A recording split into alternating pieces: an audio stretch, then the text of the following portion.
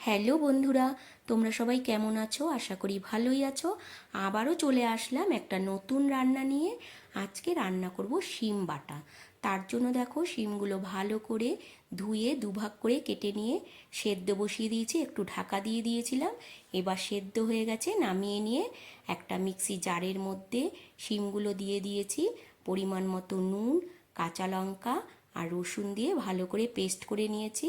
এবার কড়াইয়ে সর্ষের তেল গরম করে নিয়ে একটা শুকনো লঙ্কা আর অল্প একটু কালো জিরে দিয়ে দিয়েছি।